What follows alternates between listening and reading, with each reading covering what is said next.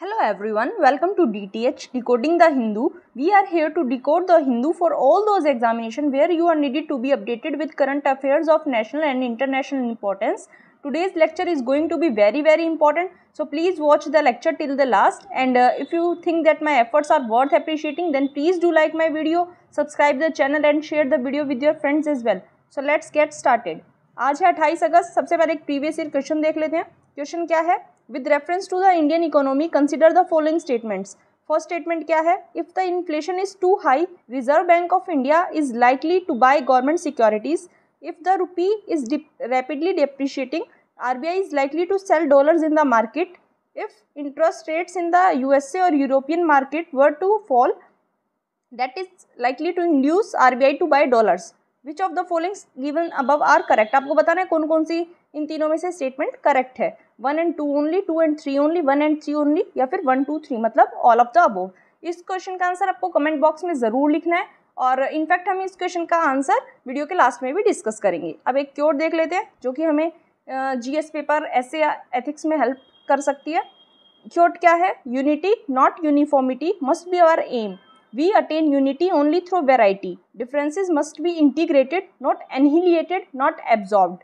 किसकी क्योट है ये? मैरी पार्कर फॉरलेट की. ये आपको नोट डाउन करके रखनी है. ये आपको एथिक्स में काम आ सकती है और ऐसे में काम आ सकती है. अब अपने न्यूज़ एनालिसिस की तरफ चलते हैं.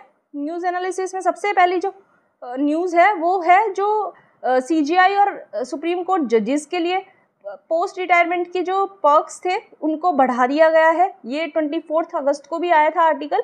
मैं अभी आपको दिखाऊंगी. एक बार आप ये आर्टिकल देख लीजिए. और सेकंड आर्टिकल जो है वो ये है, जो लेफ्टिनेंट गवर्नर हैं उन्होंने दिल्ली CMO को फाइल्स रिटर्न कर दिए क्योंकि उस पर CM ने साइन नहीं किए थे. उनके प्राइवेट सेक्रेटरी ने साइन करके उनको दिया था. ये दोनों इश्यूज़ 24 अगस्त को आए थे न्यूज़ में. मैं आपको दिखा देती हूँ. ये देखिए, ये सुप्रीम कोर्ट जजेस के ऊपर आया था ये आर्टिकल, और यहाँ ये आया था. लेफ्टिनेंट गवर्नर ने जो सिग्नेचर करने के लिए केजरीवाल जी को कहा था उसके लिए फाइल भेज दी थी, रिटर्न करने की बात की गई थी. तो ये दोनों आर्टिकल्स आज रिपीट हुए हैं. यहाँ हमने पढ़ा था इनके बारे में, थोड़ा सा देख लेते अगेन. गवर्नमेंट ने सुप्रीम कोर्ट के जजेस रूल को अमेंड किया था. ये पावर गवर्नमेंट को कौन देता है? ये पावर गवर्नमेंट को देता है सुप्रीम कोर्ट जजेस salaries and conditions of services act 1958. ये एक्ट गवर्नमेंट को पावर देता है कि वो सुप्रीम कोर्ट जजेस रूल्स ऑफ 1959 को अमेंड कर पाए. इसमें क्या दिया गया था कि जो चीफ जस्टिस ऑफ इंडिया हैं और सुप्रीम कोर्ट जज हैं उनको अपनी डेट ऑफ रिटायरमेंट के 1 महीने के अंदर अंदर अपना ऑफिशियल रेजिडेंस जो है वो वैकेट करना होगा, मतलब उसको खाली करना होगा. और जो चीफ जस्टिस होंगे रिटायर्ड उनको एक दिल्ली में अकोमोडेशन प्रोवाइड करवाया जाएगा रेंट फ्री, वो भी 6 महीने के लिए. सुप्रीम कोर्ट जजेस को कोई अकोमोडेशन प्रोवाइड करने की बात नहीं की गई थी. CJI को 6 महीने के लिए रेंट फ्री अकोमोडेशन दिल्ली में प्रोवाइड करवाने की बात की गई थी. और क्या कहा गया था कि जो चीफ जस्टिस होंगे और जो जजेस होंगे उन सभी को एक शॉफर मिलेगा, मतलब एक ड्राइवर, सेक्रेटरियल असिस्टेंट, और जो round the clock security cover है वो 1 साल के लिए मिलेगा from the date of requirement. ये आपको पता होना चाहिए, हमने पढ़ा भी था. अगर आपने 24 अगस्त वाली मेरी वीडियो देखी है तो आपको अच्छे से पता होगा. और क्या कहा गया था कि जो एयरपोर्ट पे लॉन्जेस की फैसिलिटी है वो रिटायर्ड चीफ जस्टिस और जजेस दोनों के लिए एक्सटेंड रहेगी आफ्टर रिटायरमेंट ऑल्सो. हमने ये पढ़ा था. अब इसमें और भी चेंजेस कर दिए गए हैं. सबसे पहले हम चेंजेस बाद में देखेंगे. सबसे पहले CJI है और जो सुप्रीम कोर्ट के जज हैं उनके बारे में थोड़ा सा देख लेते हैं. उनका अपॉइंटमेंट, इनका रिमूवल कैसे हो सकता है. जो प्रेसिडेंट होते हैं हमारे कंट्री के, इंडिया के, वो CJI को अपॉइंट करते हैं, और सुप्रीम कोर्ट के अदर जजेस को भी प्रेसिडेंट ऑफ इंडिया ही अपॉइंट करते हैं. और जो आउट गोइंग CJI होते हैं वही अपने सक्सेसर को रेकमेंड करके जाते हैं. मेनली तो ये प्रैक्टिस सीनियरिटी के बेसिस पे की जाती है, मतलब जो सबसे मोस्ट सीनियर जज होगा उन्हीं को CJI बनाया जाएगा. लेकिन 1970s में कुछ ऐसा हुआ था कि जो सीनियर जज थे उनको सुपरसीड करके किसी और को CJI बना दिया गया था. अब SC जजेस के लिए देख लेते हैं कि जो सुप्रीम कोर्ट के जजेस होते हैं उनको अपॉइंट तो प्रेसिडेंट करते हैं, लेकिन उनके लिए प्रपोजल जो इनिशिएट करते हैं वो CJI करते हैं. CJI जो है वो कॉलेजियम मेंबर से कंसल्ट करेंगे, और जिस हाई कोर्ट के जज को वो सुप्रीम कोर्ट में लाना चाहते हैं, वहाँ के सीनियर मोस्ट जज से भी कंसल्ट किया जाएगा। और जो कंसल्टीज होंगे वो अपना ओपिनियन राइटिंग में देंगे और सभी कंसल्टीज के जो ओपिनियन है उसको एक फाइल की फॉर्म में रखा जाएगा। जो कोलिजियम होगा वो अपना रिकमेंडेशन लॉ मिनिस्टर को सेंड कर देगा, लॉ मिनिस्टर उसके बाद प्राइम मिनिस्टर को सेंड कर देंगे और प्राइम मिनिस्टर फिर उस प्रेसिडेंट को एडवाइस करेंगे इनको अपॉइंट करने के लिए। कॉलेजियम सिस्टम के बारे में देख लेते हैं। कॉलेजियम सिस्टम एक ऐसा सिस्टम है जहां जजेस का अपॉइंटमेंट और ट्रांसफ़र किया जाता है जिसके थ्रू, और ये ना ही कोई कॉन्स्टिट्यूंट के प्रोविजन से बना है, ना ही पार्लियामेंट के किसी एक्ट के द्वारा कॉलेजियम सिस्टम को बनाया गया है। सुप्रीम कोर्ट ने time to time various judgements दी हैं जिसकी वजह से ये इवॉल्व हुआ है, ये आपको पता होना चाहिए। सुप्रीम कोर्ट के कॉलेजियम को सीजीआई हेड करते हैं और इसमें 4 अदर सीनियर मोस्ट जजेस होते हैं। उसके बाद जो हायर जुडिशरी के जजेस हैं वो केवल और केवल कॉलेजियम सिस्टम से ही अपॉइंट किए जाते हैं, और गवर्नमेंट का रोल जो है वो जब कॉलेजियम नाम डिसाइड करके भेज देता है उसके बाद आता है। मतलब गवर्नमेंट का जजेस के अपॉइंटमेंट में कोई रोल नहीं होता, और एक बार अपॉइंट होने के बाद जजेस जो हैं वो अपनी 65 ईयर्स की एज को कंप्लीट करने तक ऑफिस को होल्ड करेंगे। उन्हें किसी भी ग्राउंड पे अपने टेन्योर के दौरान रिमूव नहीं किया जा सकता एक्सेप्ट प्रूव्ड मिसबिहेवियर और इनकैपेसिटी। ये 2 ग्राउंड्स है जिनके बेसिस पे इनको रिमूव किया जा सकता है, अदरवाइज इनको रिमूव नहीं किया जा सकता। इनका प्रोसीजर फॉर रिमूवल है उसको भी काफ़ी डिफिकल्ट रखा गया है। कैसे डिफिकल्ट रखा गया है कि टोटल मेंबर्स होंगे जो दोनों हाउसेस के, उनकी मेजॉरिटी, और जितने मेंबर्स प्रेजेंट होंगे वोटिंग के टाइम पे उनकी 2/3 मेजॉरिटी, इतनी मेजॉरिटी हमें चाहिए किसी भी जज को रिमूव करने के लिए। अब जो सैलरीज होती हैं जज की और जो एडमिनिस्ट्रेटिव एक्सपेंसेस होते हैं, सुप्रीम कोर्ट के बाकी एडमिनिस्ट्रेटिव एक्सपेंसेस होते हैं, वो कंसोलिडेटेड फंड ऑफ इंडिया पे चार्ज किए जाते हैं और पार्लियामेंट उन पे वोट नहीं करती है। सुप्रीम कोर्ट के जजेस को रिटायरमेंट के बाद भी किसी भी अथॉरिटी के सामने पेश होने के लिए नहीं बुलाया जा सकता। एलिजिबिलिटी क्या है सुप्रीम कोर्ट का जज बनने के लिए? हमारा जो आर्टिकल 124(3) है वो क्या कहता है कि जो सुप्रीम कोर्ट का जज अगर किसी को बनना है तो कुछ क्राइटेरिया हैं। सबसे पहले वो सिटीजन होना चाहिए इंडिया का। दूसरा का क्राइटेरिया क्या है कि दूसरा नहीं बोलेंगे, ये मैंडेटरी चीज़ें हैं कि हाई कोर्ट में लगातार वो 5 साल के लिए जज हों। एक हाई कोर्ट में नहीं हो तो 2 या 2 से ज़्यादा में भी हो सकते हैं, लेकिन कॉन्टिन्यूसली वो 5 सालों से किसी ना किसी हाई कोर्ट में जज की पोजीशन पे होने चाहिए। अगर जज नहीं है तो किसी हाई कोर्ट में अगर एडवोकेट की पोजीशन पे एटलीस्ट 10 साल से, पिछले 10 साल से वो हैं तो भी उनको कंसिडर किया जा सकता है। या फिर प्रेसिडेंट की नज़र में, प्रेसिडेंट के ओपिनियन में वो एक डिस्टिंग्विश्ड ज्यूरिस्ट हो तो भी उनको कंसिडर किया जा सकता है। अब रिमूवल के लिए आर्टिकल 124 का 4 पार्ट क्या कहता है? मैंने आपको बताया कि केवल प्रेसिडेंट के एक ऑर्डर से इनको रिमूव किया जा सकता है, और इसके लिए दोनों हाउसेज हैं जो पार्लियामेंट के वो मेजॉरिटी से, total membership of majority plus 2/3 of members present and voting, वो मेजॉरिटी, इन दोनों मेजॉरिटी के बाद ही प्रेसिडेंट इनको एक ऑर्डर से रिमूव कर सकते हैं। और ग्राउंड्स क्या हो सकते हैं? प्रूव्ड मिसबिहेवियर और इनकैपेसिटी। ये था जजेस के बारे में। अब देख लेते हैं इसमें अब क्या चेंजेस किए गए हैं। ये आपको याद नहीं रखना है, ये जो भी मैंने आपको बताया, ये जो चेंजेस थे ये आपको याद नहीं रखने हैं। याद रखने हैं जो अब किए गए हैं वो फाइनल हैं। ये जस्ट गवर्नमेंट ने इनिशिएट किए थे, ये फाइनल नहीं थे। अब जो आए हैं वो फाइनल हैं। ये देखिए अब क्या चेंजेस आ गए, मतलब फाइनल जो पोस्ट रिटायरमेंट बेनिफिट्स हैं वो क्या होंगे। एक डोमेस्टिक हेल्प और चॉफर प्रोवाइड करवाया जाएगा लाइफ टाइम के लिए। ये इंपॉर्टेंट हो जाता है, for life time to retired जजेस एंड सुप्रीम कोर्ट जजेस। ये आपको पता होना चाहिए, सीजीआई और सुप्रीम कोर्ट जजेस को लाइफ टाइम के लिए डोमेस्टिक हेल्प और चॉफर प्रोवाइड करवाया जाएगा। और एक lifetime secretarial assistant retired CGI को, only and only retired CGI को लाइफ टाइम के लिए एक प्रोवाइड करवाया जाएगा सेक्रेटेरियल असिस्टेंट। 5 साल के लिए सीजीआई को और 3 साल के लिए सुप्रीम कोर्ट के जजेस को पर्सनल सिक्योरिटी गार्ड भी प्रोवाइड करवाया जाएगा। ये आपको डिफरेंस याद रखने हैं, कंफ्यूजन हो सकती है कि दोनों को। आपको ये याद रखना है सीजीआई को सुप्रीम कोर्ट के जजेस से क्या डिफरेंस मिलेगा, इनके जो पोस्ट रिटायरमेंट बेनिफिट्स होंगे सीजीआई के वो सुप्रीम कोर्ट के जजेस के पोस्ट रिटायरमेंट बेनिफिट से कैसे डिफरेंट होगा, आपको पता होना चाहिए। CJI और सुप्रीम कोर्ट जजेस को दोनों को एयरपोर्ट पे लॉन्जेस की फैसिलिटी प्रोवाइड करवाई जाएगी इवन आफ्टर रिटायरमेंट, और 4200 तक का monthly phone bill, internet bill भी इनको प्रोवाइड करवाया जाएगा।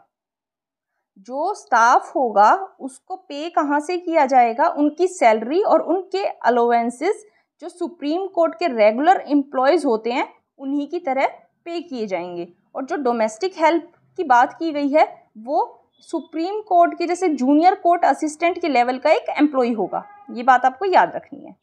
पहले अभी हमने जो आर्टिकल देखा था जो 24 को पब्लिश हुआ था, उसमें क्या था, 1 साल के लिए प्रोवाइड करवाने की बात की गई थी शॉफर को और सेक्रेटेरियल असिस्टेंट को। यहाँ लाइफ टाइम की बात कर दी गई है। वहाँ डोमेस्टिक हेल्प की कोई बात नहीं की गई थी, यहाँ डोमेस्टिक हेल्प भी प्रोवाइड करवा दी गई है। और पर्सनल सिक्योरिटी गार्ड भी वहाँ 1 साल के लिए मिल रहा था, यहाँ CJI को 5 साल के लिए बोल दिया गया है और सुप्रीम कोर्ट के जजेस को 3 साल के लिए बोल दिया गया है। ये आपको पता होना चाहिए। नेक्स्ट न्यूज़ मैंने आपको बताया क्या थी, जो लेफ्टिनेंट गवर्नर हैं दिल्ली के, उन्होंने CMO को जो अनसाइंड फाइल्स थी वो सेंड कर दी हैं अगेन। लेफ्टिनेंट गवर्नर ने क्या कहा है कि केवल एंड केवल रेयर और अर्जेंट केसेस में ही ऐसा किया जा सकता है कि जब कोई मिनिस्टर टूर पे है या फिर वो बीमार है, उस केस में उनका प्राइवेट सेक्रेटरी राइटिंग में उनका ओपिनियन लिख के LG को सबमिट करवा सकता है, या फिर टेलीफोन पे उनका ओपिनियन लेके फिर उसके बाद LG को सबमिट करवा सकता है। लेकिन अरविंद केजरीवाल जी क्या कर रहे थे, बिना साइन की हुई फाइल हमेशा भेज रहे थे, तो अब लेफ्टिनेंट गवर्नर ने उनको रिटर्न कर दिया है। इसके बारे में थोड़ा सा और देखेंगे। हमने 24 तारीख को बहुत अच्छे से कवर किया था ये आर्टिकल। ये देखिए, ये आर्टिकल एज इट इज़ था। यहाँ हमने 2 चीज़ें इंपॉर्टेंटली पढ़ी थी, एक किया था ई-ऑफिस सिस्टम, दूसरा किया था आर्टिकल 239 AA पार्ट 4। मैंने आपको बता दिया कि लेफ्टिनेंट गवर्नर ने इनको बोला कि रेयर एंड अर्जेंट केसेस में ये ऐसा हो सकता है कि वो उनका प्राइवेट सेक्रेटरी राइटिंग में अपना जो भी है फाइल उसको LG को सेंड कर दे, हमेशा ऐसा नहीं किया जा सकता। अब हम ई-ऑफिस सिस्टम देख लेते हैं। ई-ऑफिस सिस्टम क्या होता है? ई-ऑफिस सिस्टम को कैबिनेट ने 11th 5-year प्लान के दौरान इम्प्लीमेंट किया था, और ये क्या है, एक पेपरलेस इनिशिएटिव है जिसका मेन एम है कि गवर्नमेंट मिनिस्ट्रीज और डिपार्टमेंट की ऑपरेशनल एफिशिएंसी को इम्प्रूव किया जा सके। मतलब जो ऑपरेट करने का इनका टाइम है और एफिशिएंसी है उसको बढ़ाया जा सके। कैसे बढ़ाया जाएगा? वर्क फ्लो ईजी हो जाएगा, सब डिजिटल हो जाएगा तो, और जो प्रोसीजर्स हैं, मैनुअली प्रोसीजर जो करने पड़ते हैं वो डिजिटली हो जाएंगे तो टाइम बचेगा हमारा। ऑब्जेक्टिव क्या है ई-ऑफिस लाने के? प्रोडक्टिविटी बढ़ जाएगी, क्वालिटी अच्छी हो जाएगी, रिसोर्सेज का मैनेजमेंट बेटर वे से हम कर पाएंगे, टर्नआउट टाइम कम हो जाएगा और ट्रांसपेरेंसी बढ़ जाएगी। क्योंकि जब मैनुअल प्रोसेस होती हैं तो ट्रांसपेरेंसी कम रहती है, लेकिन जब डिजिटल हो जाएंगी तो ट्रांसपेरेंसी बढ़ जाएंगी। उसके बाद जो ई-ऑफिस प्रोजेक्ट है वो मिशन मोड प्रोजेक्ट आया था नेशनल ई गवर्नेंस प्लान के अंडर, और ये जो नेशनल ई गवर्नेंस प्लान है किसका था? Department of information technology of India का प्लान था। ये जो ई-ऑफिस मिशन मोड है इसको इम्प्लीमेंट कौन करेगा? इसको इम्प्लीमेंट करेगा department of administrative reform and public grievances of India, जो कि किसके अंदर आता है? Ministry of personnel public grievances and pensions के अंदर। ये आपको पता होना चाहिए। ई-ऑफिस को आप GS पेपर्स में यूज़ कर सकते हैं कि हम डिजिटली कैसे अपने एडमिनिस्ट्रेशन को इम्प्रूव कर सकते हैं, तो आप ई-ऑफिस का एग्जाम्पल दे सकते हैं, आपको याद रखना है। अब आर्टिकल 239A देख लेते हैं क्या है। अमेंडमेंट 69th अमेंडमेंट किया गया था हमारे कॉन्स्टिट्यूशन में, जिससे आर्टिकल 239A इंसर्ट किया गया, और उसमें क्या कहा गया कि जो यूनियन टेरिटरी है दिल्ली की उसको LG एडमिनिस्टर करेंगे, लेफ्टिनेंट गवर्नर एडमिनिस्टर करेंगे उसको।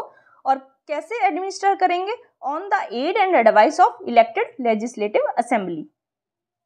यहाँ एड एंड एडवाइस का मतलब क्या है कि एड एंड एडवाइस केवल उन्हीं मैटर्स पे होंगी जिन पे इलेक्टेड असेंबली को पावर है स्टेट एंड कंक्रीट लिस्ट के अंडर लॉज बनाने की। मतलब हमें पता है दिल्ली लेजिस्लेटिव असेंबली के पास पब्लिक ऑर्डर, पुलिस और लैंड पे लॉज बनाने की पावर नहीं है, तो इसका मतलब इन मैटर्स पे वो लेफ्टिनेंट गवर्नर को एड एंड एडवाइस भी नहीं कर पाएंगे, ये आपको पता होना चाहिए।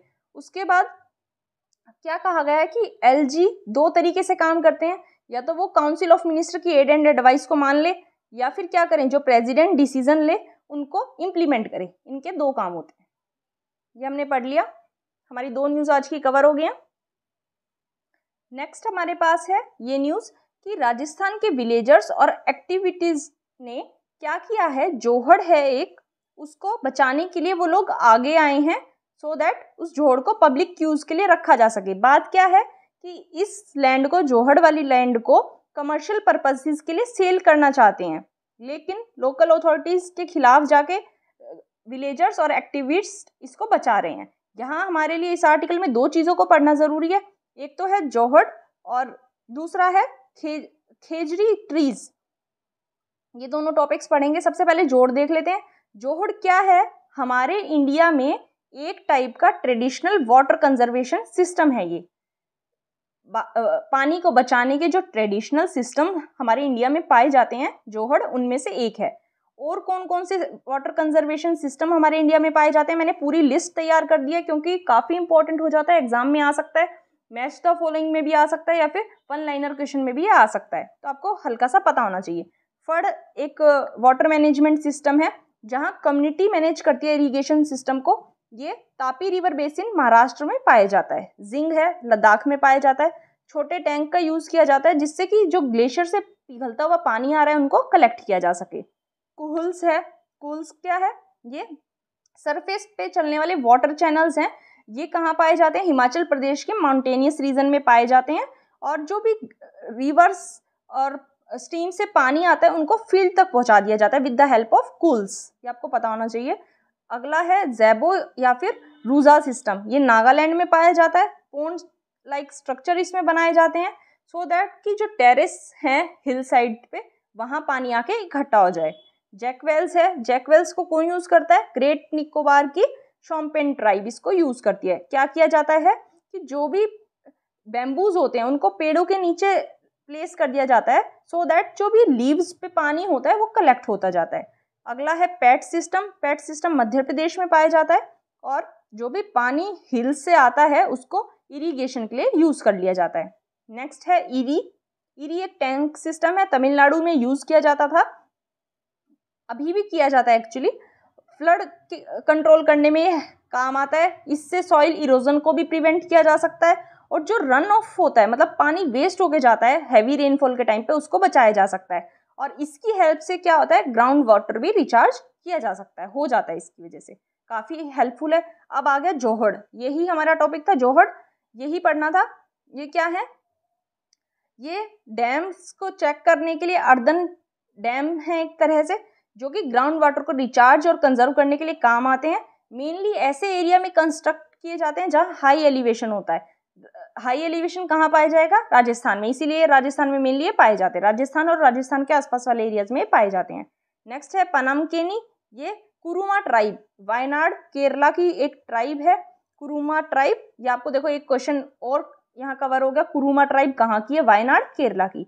तो कुरुमा ट्राइब इसको वुडन सिलेंडर्स को यूज करके एज वेल पानी कंजर्व करती है। नेक्स्ट है आहार पाइन्स। ये ट्रेडिशनल फ्लड वाटर को हार्वेस्ट करने के सिस्टम है जो कि साउथ बिहार में पाए जाते हैं। और क्या किया जाता है? पानी कलेक्ट किया जाता है, जो रिवर से पानी बहता है उनको पाइन्स के द्वारा कलेक्ट किया जाता है और आहार की हेल्प से इनको इरिगेशन के लिए ड्राई मंथ्स में यूज किया जाता है। नेक्स्ट है झलारा। झलारा क्या है?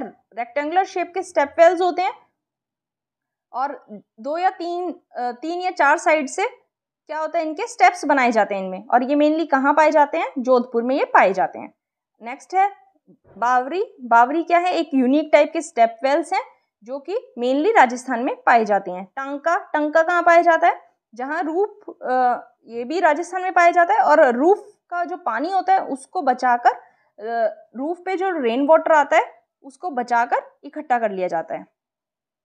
नेक्स्ट है खादिन। खादिन को धोरा भी कहते हैं। ये कहाँ पाए जाते हैं? ये जैसलमेर रीजन में पाए जाते हैं, राजस्थान में ही।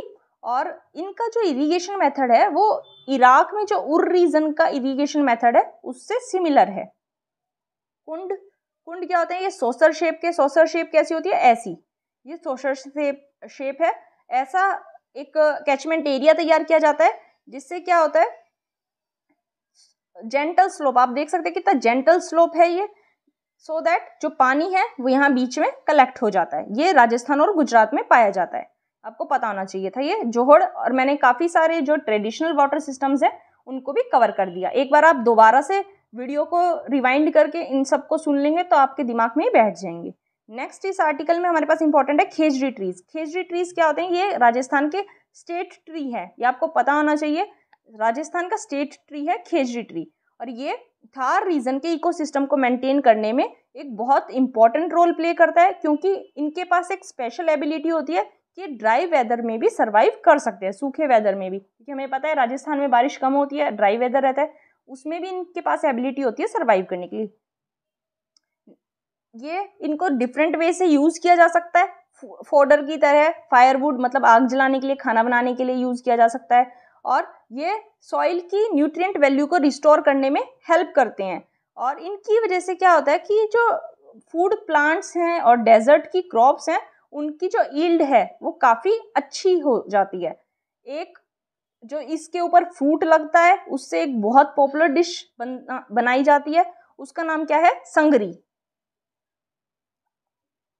ये था खेजड़ी ट्रीज के बारे में। नेक्स्ट न्यूज़ की तरफ चलते हैं। नेक्स्ट न्यूज़ है, एक हंगरी के ट्रैकर थे, वो मिसिंग थे, उनको बचा लिया गया है। हमारी आर्मी और इंडियन एयरफोर्स ने उनको बचा लिया है। कहाँ से बचाया गया है उनको? उमासी ला पास। ये इम्पोर्टेंट है, एग्जाम में आ जाते हैं काफ़ी सारे। आप यूपीएससी के प्रीवियस ईयर क्वेश्चन देखेंगे, आपको पता होगा कि काफ़ी जो पासिस हैं उनके ऊपर क्वेश्चन आ जाते हैं। उमासी ला पास ये इंपॉर्टेंट हो जाता है। कहाँ है ये है सुमचम वैली में। और थोड़ा सा और देख लेते हैं उमासी ला पास के बारे में। उमासी ला पास जो है वो किश्तवाड़ रीजन जो कश्मीर में है उसको कनेक्ट करता है जस्कर से, ये इंपॉर्टेंट हो जाता है। अब यहाँ किश्तवाड़ की बात आई है, किश्तवाड़ से आपको एक चीज़ याद आनी चाहिए। किश्तवाड़ से क्या याद आएगा हमें? Kishtwar national park. ये कहाँ है? ये जम्मू कश्मीर में ऑब्वियसली होगा, लेकिन डिस्ट्रिक्ट कौन सा होगा इसका? किश्तवाड़ डिस्ट्रिक्ट। इसके नॉर्थ में होती है रिने रिवर, साउथ में होता है किबर नारा कैचमेंट एरिया, ईस्ट में होता है ग्रेट हिमालयस, और वेस्ट में बहती है मारवा रिवर। ये दोबारा से एक बार रिपीट कर लेते हैं।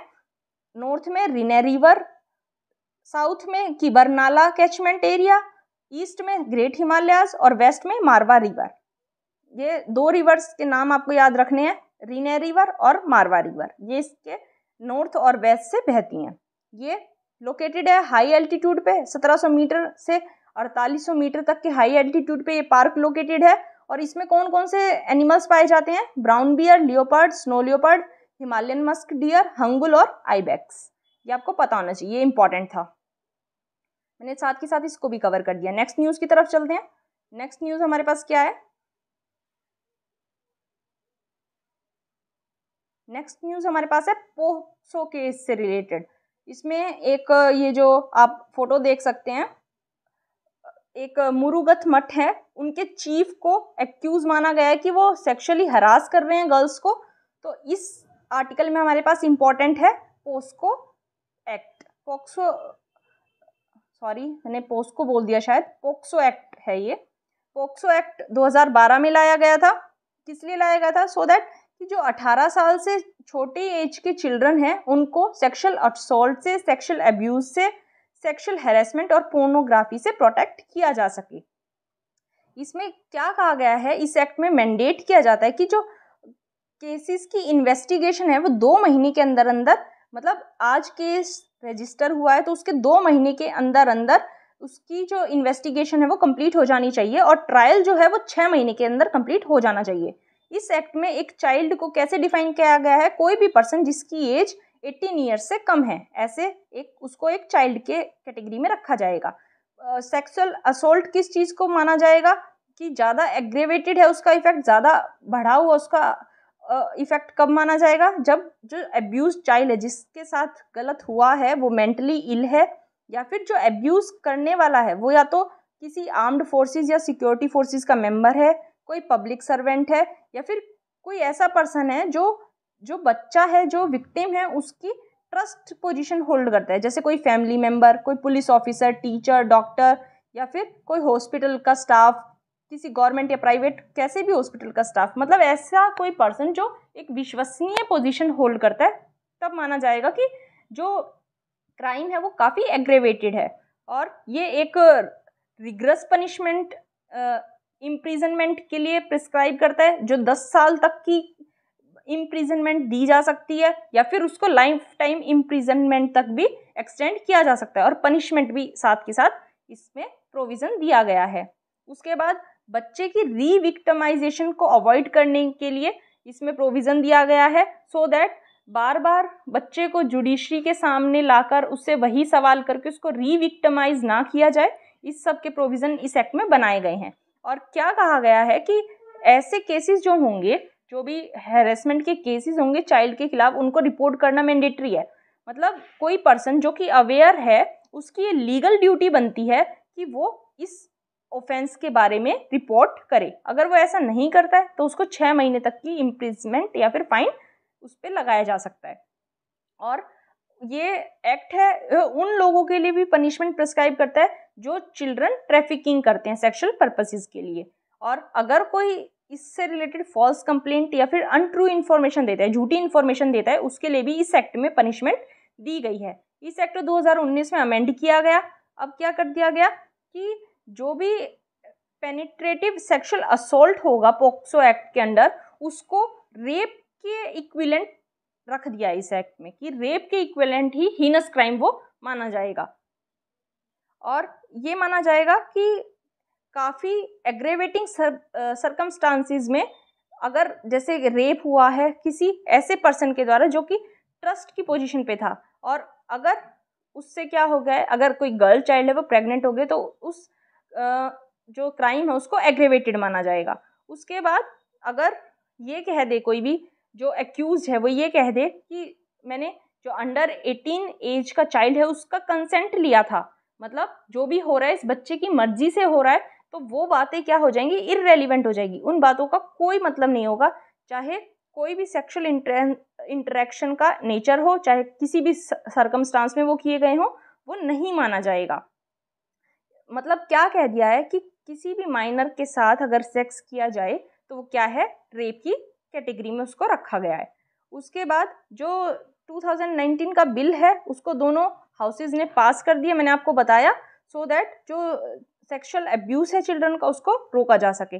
काफ़ी स्ट्रिक्ट कर दिए हैं इसकी पनिशमेंट, इसमें डेथ पेनल्टी को भी इंक्लूड कर दिया है, सो दैट अगर चिल्ड्रन के खिलाफ सेक्सुअल क्राइम करते हुए कोई पाया जाता है तो उसको डेथ पेनल्टी भी दी जा सकती है। और इसमें क्या है कि इसमें डेफिनेशन दे दी है कि चाइल्ड पोर्नोग्राफी क्या है, एग्जैक्टली इसको डिफाइन कर दिया गया है, या फिर किसी चाइल्ड का पोर्नोग्राफिक पर्पसेस के लिए यूज़ करना, इन सभी चीज़ों को डिफाइन भी कर दिया गया है और पनिशेबल भी बना दिया गया है। सिग्निफिकेंस क्या है इसका, जो अमेंडमेंट है ये क्या करेगा, चाइल्ड सेक्सुअल अब्यूज़ को डिस्करेज करेगा, क्योंकि काफ़ी स्ट्रॉन्ग पिनल प्रोविजंस इस एक्ट में डाल दिए गए। मैंने आपको बताया डेथ पेनल्टी को डाल दिया गया है, तो सज़ा के डर से चाइल्ड सेक्सुअल अब्यूज़ है वो कम हो जाएगा। उसके बाद जो वल्नरेबल चिल्ड्रन है उनका इंटरेस्ट प्रोटेक्ट किया जाएगा और उनकी सेफ्टी और डिग्निटी का ध्यान इससे रखा जा सकेगा। जो अमेंडमेंट है इसकी वजह से क्या होगा, चाइल्ड अब्यूज़ और पनिशमेंट जो हैं उनके ऊपर क्लैरिटी दे दी गई है, इनको डिफाइन कर दिया गया है, डिफरेंट टाइप के क्राइम्स को ज़्यादा अच्छे से अमेंडमेंट के द्वारा डिफाइन कर दिया गया है। जेंडर न्यूट्रल है ये, मतलब लड़का लड़की में कोई डिफरेंस नहीं करता है, चाहे माइनर बॉय हो चाहे गर्ल हो, crime is crime. Death penalty को इंक्लूड कर दिया है।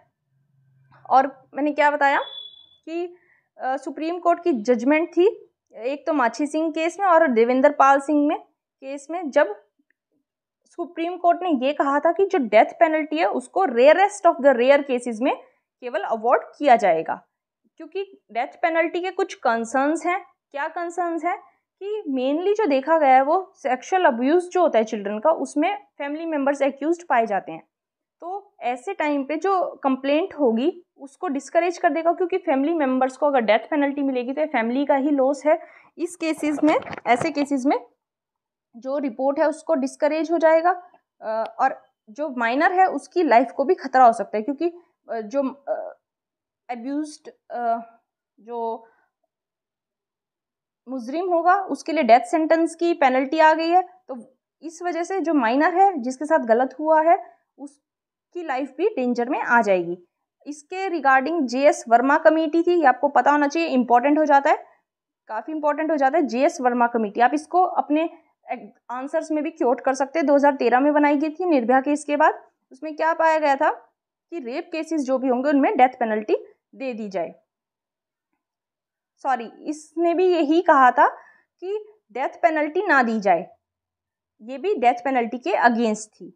उसके बाद जो 262 रिपोर्ट थी लॉ कमीशन की, 2015 में आई थी, इसने डेथ पेनल्टी को पूरी तरह अबोलिश करने की बात कह दी थी।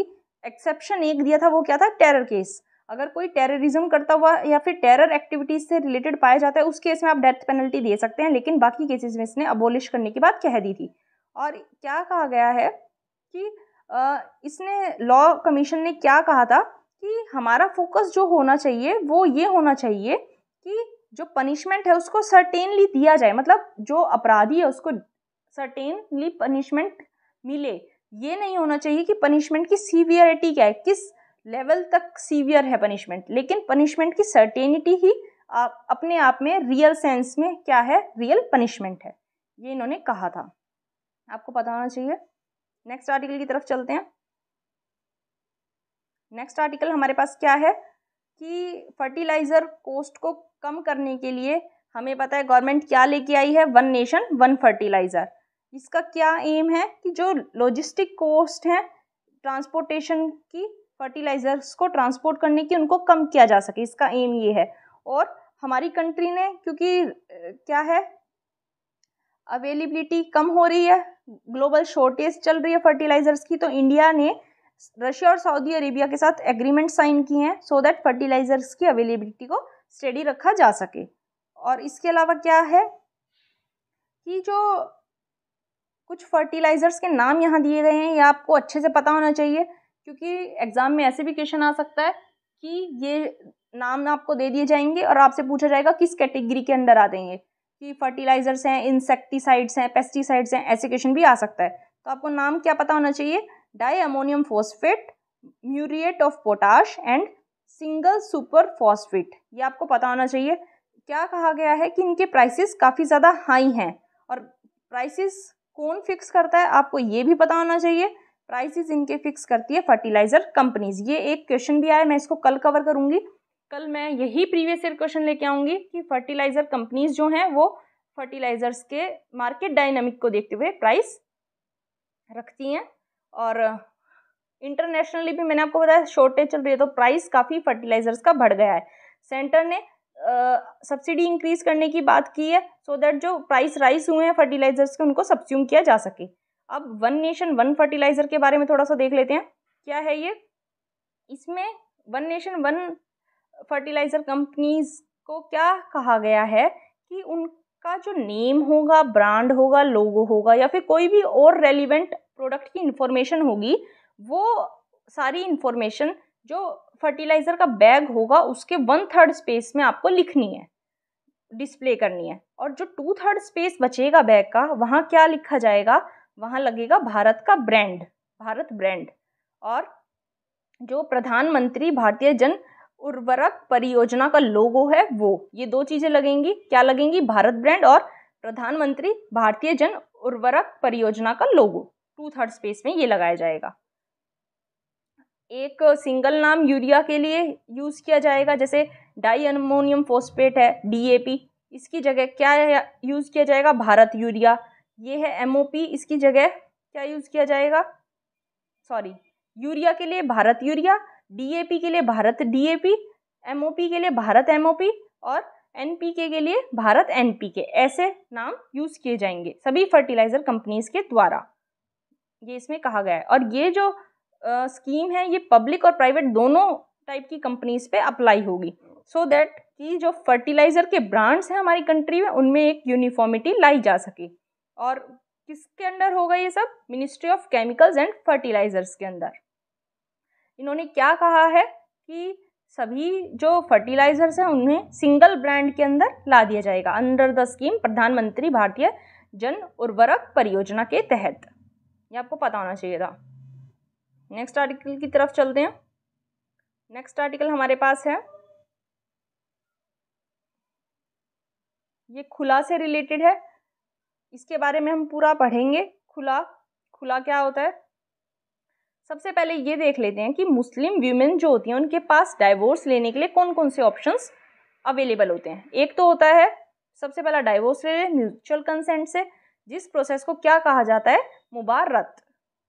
दूसरा क्या है, ये होती है प्रोसेस ऑफ खुला, यहीं खुला की ही बात आई है तो ये प्रोसेस होती है खुला की, सो दैट कि जब मुस्लिम वीमेन डिसाइड कर दिया कि मैरिज को टर्मिनेट करना है, इसको वाइफ इनिशिएटेड तलाक भी कहा जाता है क्योंकि इसको इनिशिएट कौन करता है, वाइफ करती है।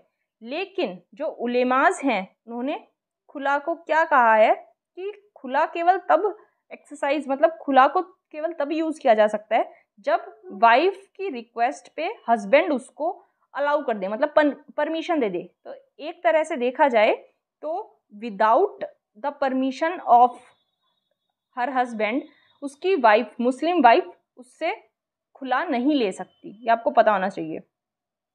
उसके पास यूनिलेटरी डाइवोर्स लेने का हक खुला के थ्रू तभी आएगा जब उसके पास उसका हस्बैंड उसको राइट टू डाइवोर्स दे देगा।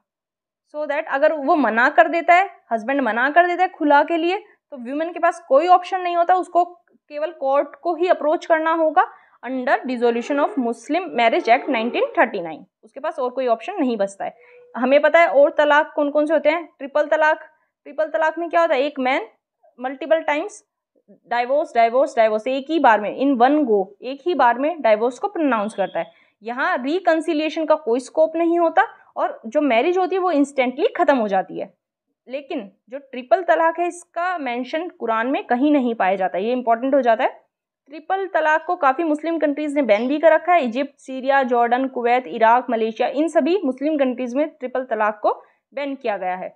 दूसरी प्रोसेस है तलाक ए हसन। तलाक ए हसन में क्या होता है कि तलाक को प्रोनाउंस तो किया जाता है लेकिन with a gap of at least 1 month, या तो 1 महीने का गैप रखा जाता है या फिर एक मेंस्ट्रुअल साइकिल का गैप रखा जाता है।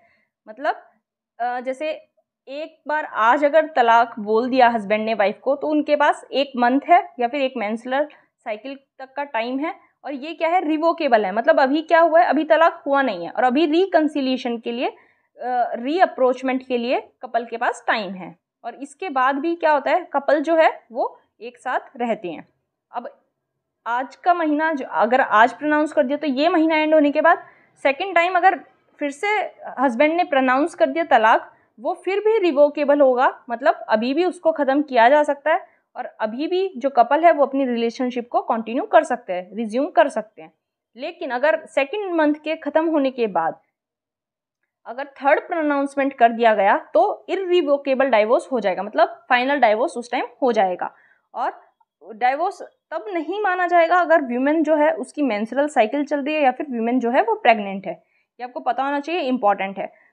लेकिन ट्रिपल तलाक की तरह कुरान में तलाक ए हसन को मेंशन किया गया है, आपको पता होना चाहिए। ट्रिपल तलाक का कुरान में कोई मेंशन नहीं है, तलाक ए हसन को कुरान में मेंशन किया गया है। अब हमें पता होना चाहिए कि खुला के केस में मैंने बताया वीमेन है वो डाइवोर्स को इनिशिएट करती है, चाहे करती है वो अपने हस्बैंड से परमिशन लेने के बाद ही, लेकिन वो इनिशिएट खुद कर सकती है। और उसको अपनी जो मेहर होती है, मतलब जो वेल्थ उसको दी गई थी at the time of marriage, शादी के टाइम पे उसको जो मेहर दी गई थी, जो वेल्थ दी गई थी, उसको मेहर कहा जाता है, उसको वो वापस करनी होगी। और खुला जो है वो या तो ओरली मतलब लिया जा सकता है, इफेक्ट में लाया जा सकता है, या फिर एक डॉक्यूमेंट जिसका नाम होता है खुला नामा, उसके थ्रू भी खुला लिया जा सकता है। आपको पता होना चाहिए। मैंने मुबारत के बारे में आपको बता दिया, जब म्यूचुअल कंसेंट से दोनों हस्बैंड एंड वाइफ डाइवोर्स लेते हैं उसको मुबारत कहते हैं। ये था इसमें इम्पॉर्टेंट। नेक्स्ट चलते हैं हम नेक्स्ट आर्टिकल की तरफ। नेक्स्ट हमारे पास क्या है कि रशिया और चाइना जो हैं वो आर्कटिक में अपनी प्रेजेंस को स्ट्रॉन्ग कर रहे हैं। तो नाटो ने ये कहा है कि अगर ये दोनों कोऑपरेशन में आ जाएं तो ये आर्कटिक के लिए एक चिंता का विषय बन जाता है। रशिया की क्या इंटरेस्ट हैं कि रशिया के लिए नॉर्थ अमेरिका में जाने का शॉर्टेस्ट पाथ क्या है, आर्कटिक, हमें पता होना चाहिए। और रशिया ने क्या कर लिया है, एक नई आर्कटिक कमांड को सेटअप कर लिया है और अपनी काफ़ी जो सोवियत टाइम की आर्कटिक मिलिट्री साइट्स थी, जो पोर्ट्स से, जो एयरफील्ड्स थी, उन सभी को क्या कर दिया है, रीओपन कर दिया है। ये आपको पता होना चाहिए।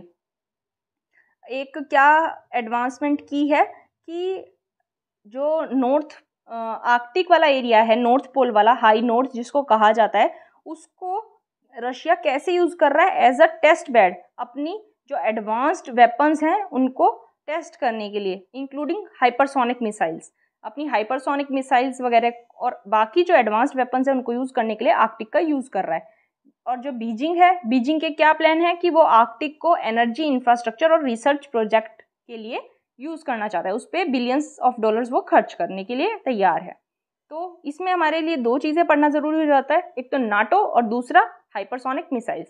सबसे पहले हाइपरसोनिक मिसाइल को देख लेते हैं, क्या होती है।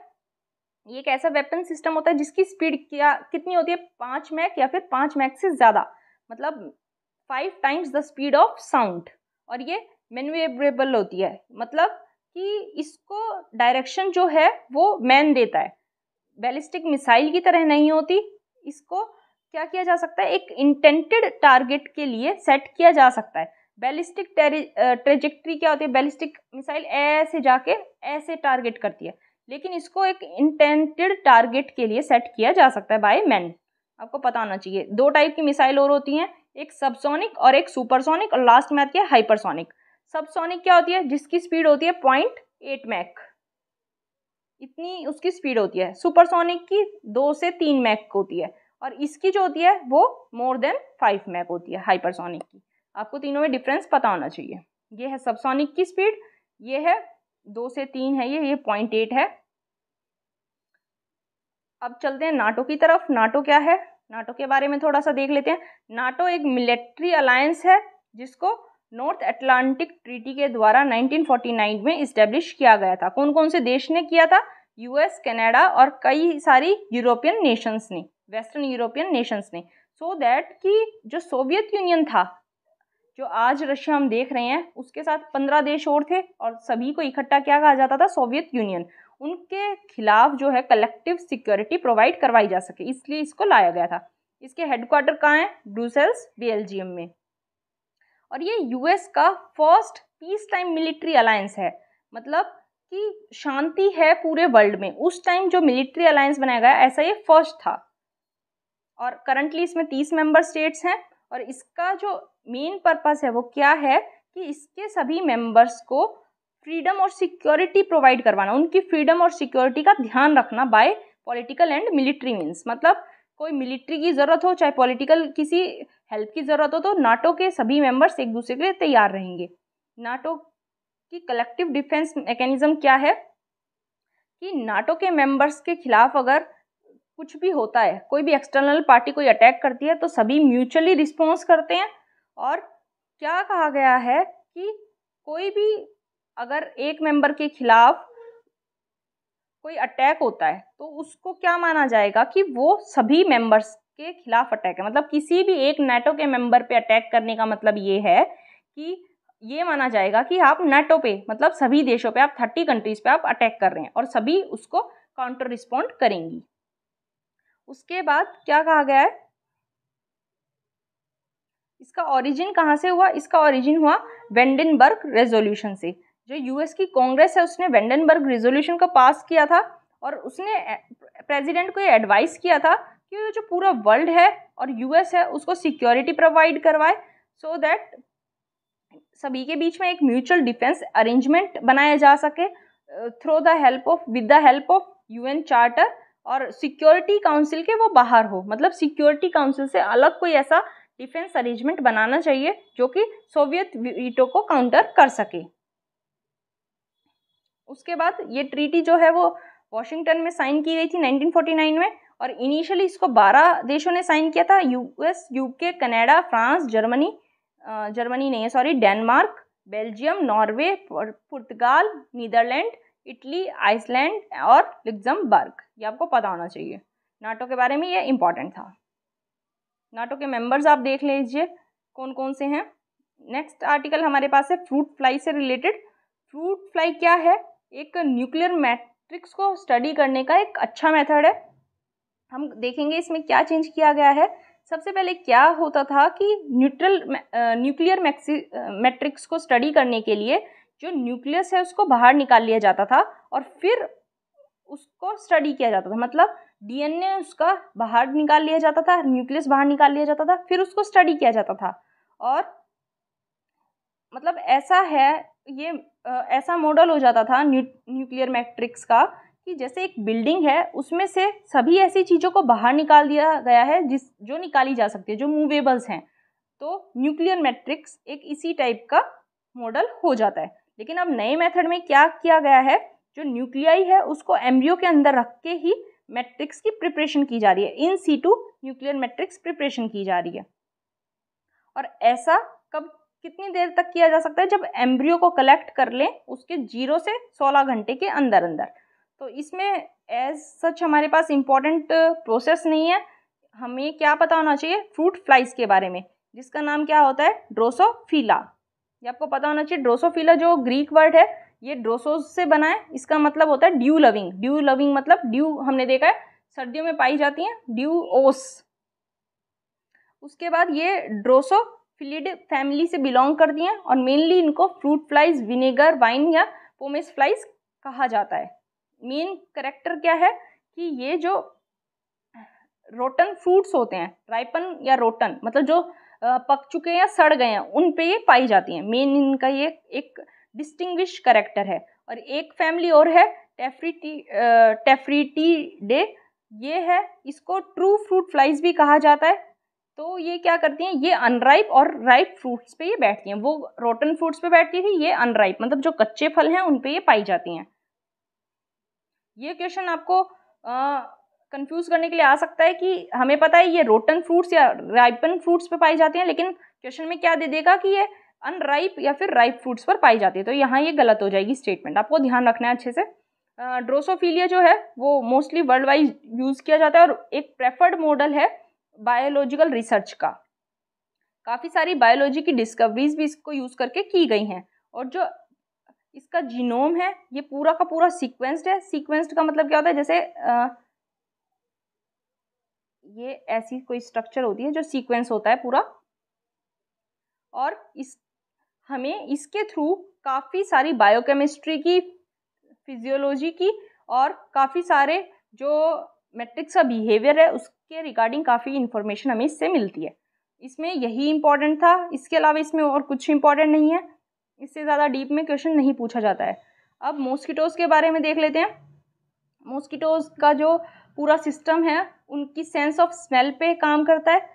जो मॉस्किटो रिपेलेंट्स होते हैं, हमें पता है हम ऑल आउट, गुड नाइट वगैरह यूज़ करते हैं, इनको मॉस्किटो रिपेलेंट्स कहा जाता है। ये कौन से प्रिंसिपल पे काम करते हैं, ये काम करते हैं प्रिंसिपल ऑफ ऑब्फस्केटिंग पे। मतलब जो मच्छरों की सेंस ऑफ स्मेल है इसको ख़त्म कर दिया जाता है।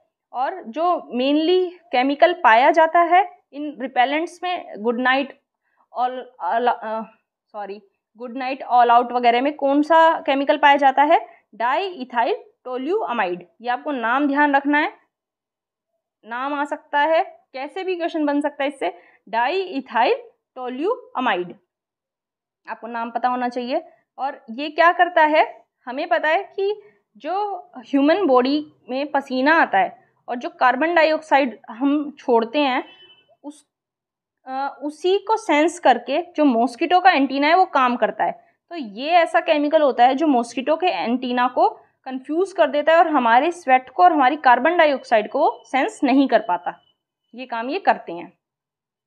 लेकिन अब क्या कहा जा रहा है कि मॉस्किटोज ने एजी रेजिलियंस अपने अंदर डेवलप कर लिया है, जिससे कि उनका जो ओल्फैक्टरी सिस्टम है वो इनके खिलाफ लड़ने को तैयार हो गया है। मतलब कि किसी भी सिनेरियो में वे ह्यूमन्स को स्मेल कर सकते हैं।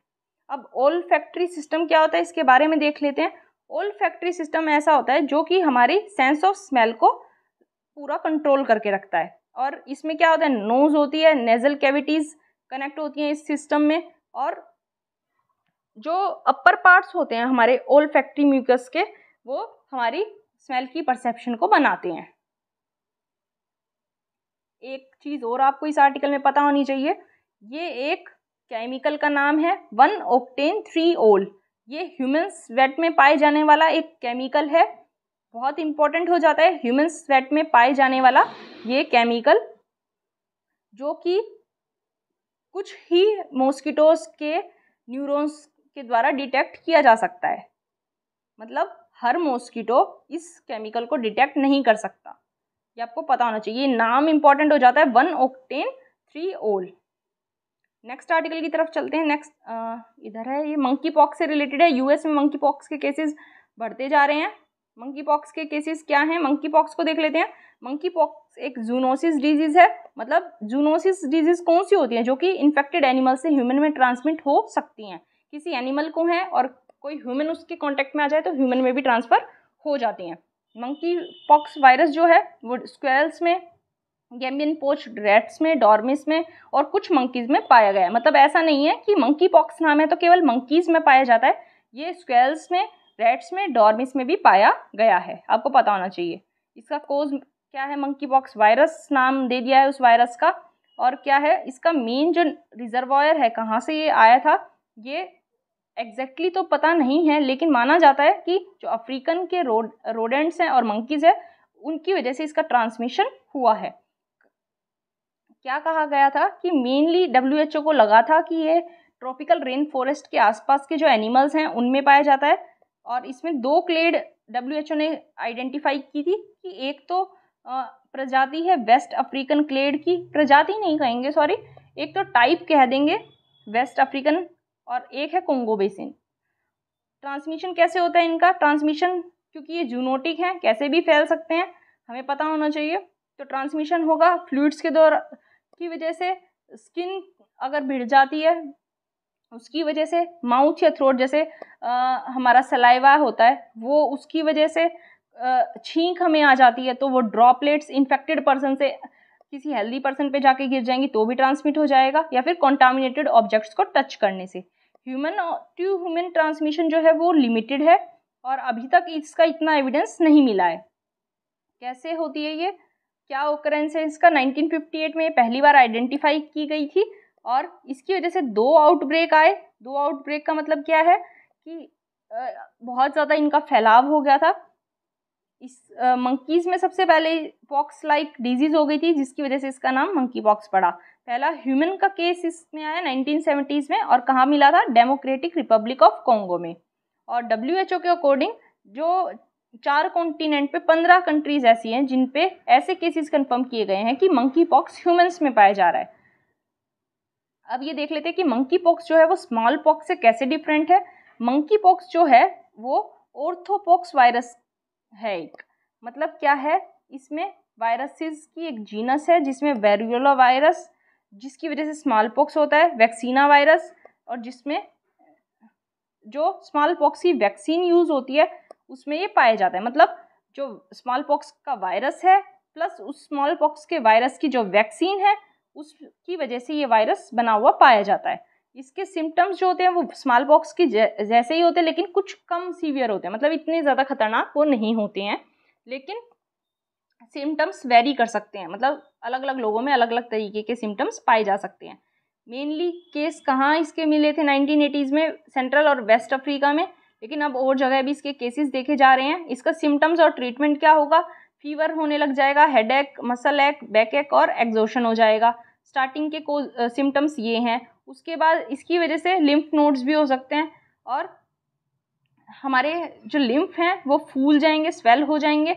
ऐसा हमें पता है स्मॉल पॉक्स में नहीं होता है। इंक्यूबेशन पीरियड मतलब कितने दिन तक रहता है ये इन्फेक्शन उसके सिम्टम्स तक, ये टाइम इंक्यूबेशन पीरियड कहलाता है। कि जब इन्फेक्शन हुआ है, एक्चुअल में हुआ है, लेकिन चाहे सिम्टम्स दिख रहे हैं या नहीं दिख रहे, और उस टाइम से सिम्टम्स दिखने का टाइम कितना हो सकता है, 7 से 14 दिन, लेकिन ये वेरी भी कर सकता है, ये 5 से 21 दिन तक हो सकता है। ऑनसेट स्टेज इसकी क्या है, स्टेजेस हैं इसकी कुछ।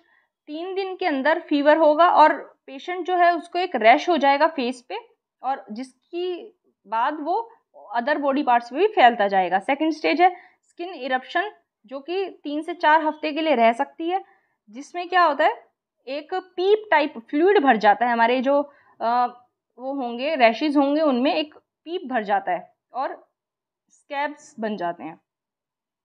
मोर्टेलिटी इसकी वजह से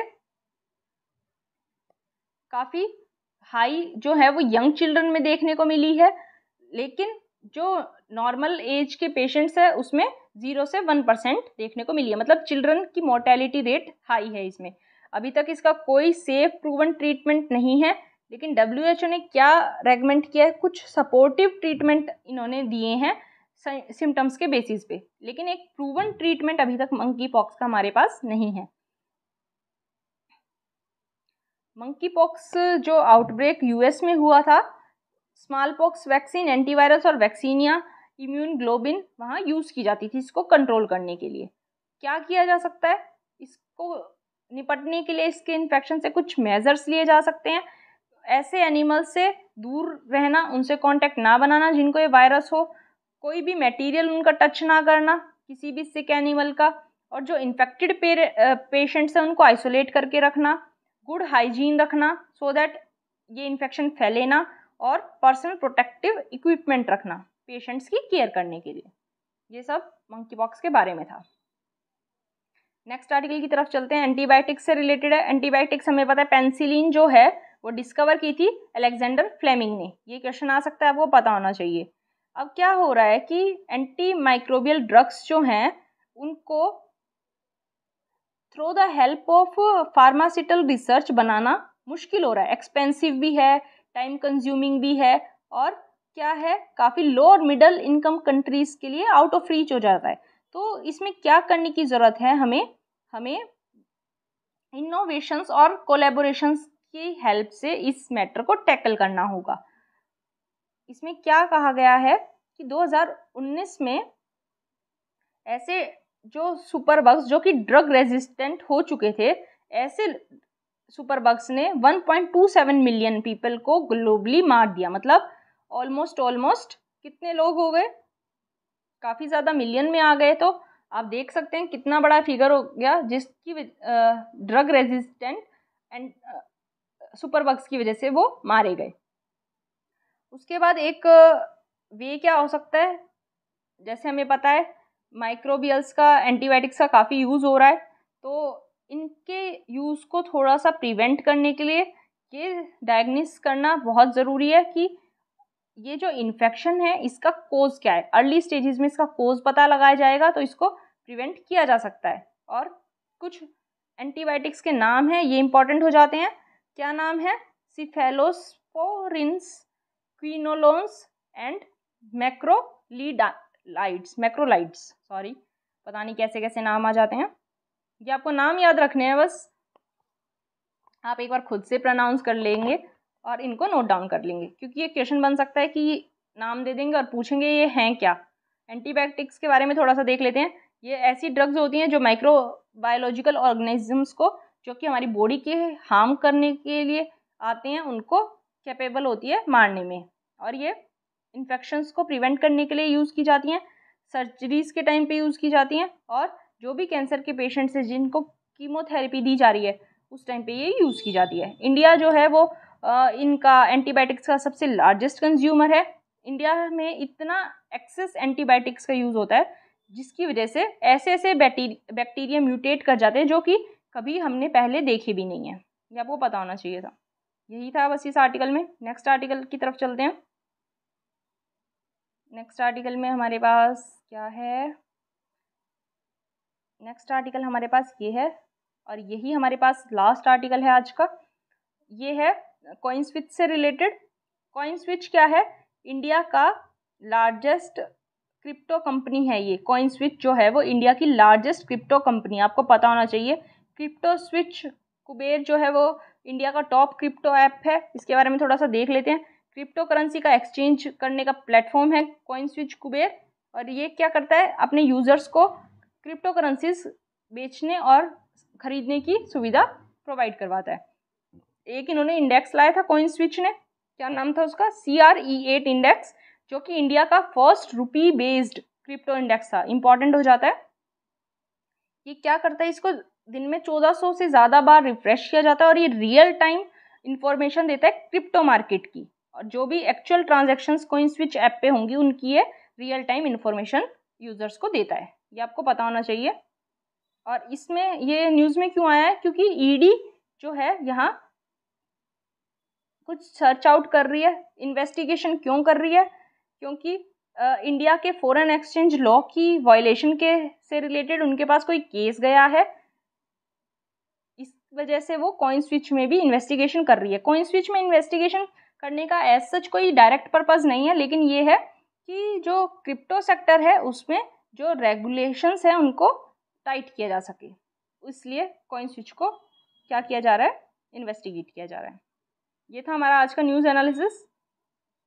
अब चलते हैं, एक आज के लिए एक वोकैबुलरी का वर्ड है हमारे पास, उसको देख लेते हैं। क्या वर्ड है हमारे पास? एटिक्वेट। ये आपको पता होना चाहिए, इसका मीनिंग क्या है? शिष्टाचार, कर्टसी या फिर मैनर्स।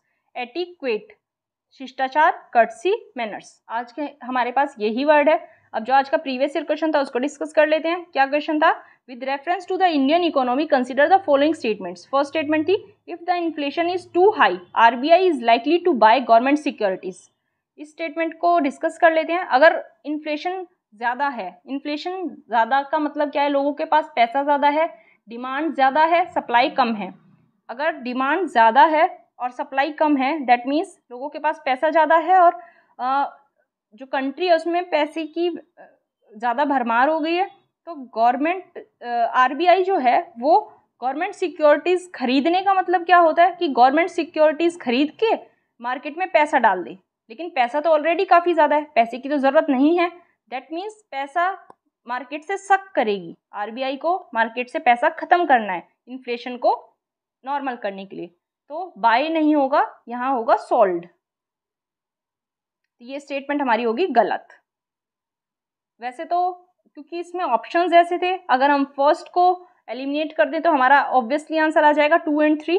लेकिन इस बार जो 2022 वाला प्रीलिम्स था यूपीएससी का, उसमें हमने देखा ऑप्शंस को कैसे चेंज कर दिया गया, ऑप्शंस देने का मैनर यूपीएससी ने कैसे चेंज कर दिया है, इसलिए हमें सभी स्टेटमेंट्स अच्छे से पता होनी चाहिए। सेकंड स्टेटमेंट क्या है?